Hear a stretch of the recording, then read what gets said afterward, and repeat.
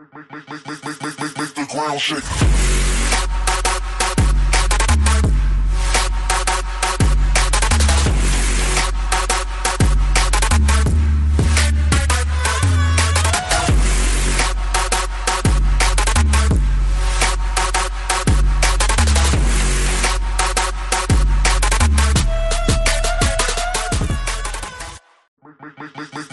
Make the ground shake.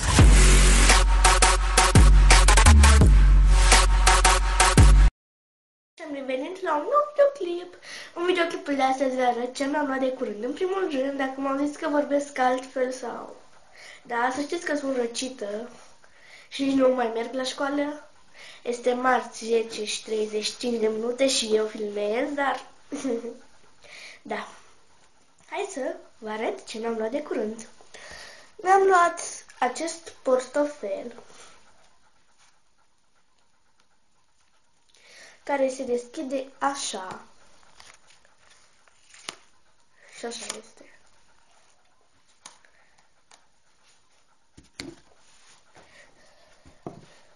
Acest balsam pentru buze, dar nu cred, este pentru buze crăpate. A costat 1.000.000, parcă.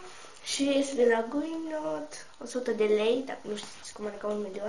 Sunt o țărancă! Așa este. Este transparent, dar este foarte bun. Mai ales că sunt răcită. Mi-am luat acest ceas. Ciudat, da. Nu-mi place Hello Kitty. Știu că o să spuneți asta, nu sunt nebunită, dar mi-a plăcut cum este. Și aici scrie ora, dar nu este bun, trebuie să-l reglez. Da. Mi-am luat acest breloc pe care l-am pus la chei cu numele meu și îmi place. Dacă le pierd, cel om le va returna. Doamne, iar mă bâlbâi, voi știți de ce? Că nu o să trec peste asta. Gata, mi-a trecut. Da, mi-am luat această cutiuță drăguță care mi-am pus cercei și care cântă. Este super frumoasă. Aici mi-am pus o pereche de cercei. Da, și am această pereche. Și ăștia aici puși. Și este super cutiuța.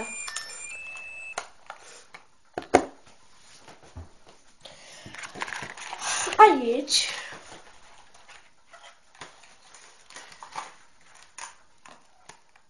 este un jurnal care ador fluturașul ăsta. Este așa, este cu cheiță și pe spate este așa. Cheița o am în cutiuță aici. Și da, uitați.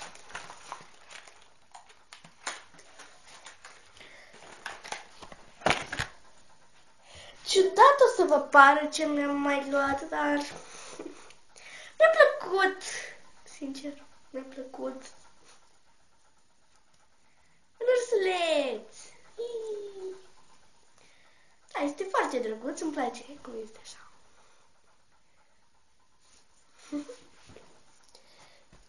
Mi-am luat un marker negru.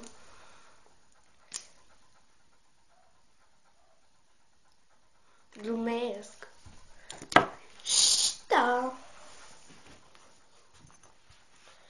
Și ultimul lucru, cred, este destul de scurt videoclipul acesta. Un nou ghiozdar. Vi-l arăt imediat, numai să-mi închid un fermoar. Este așa.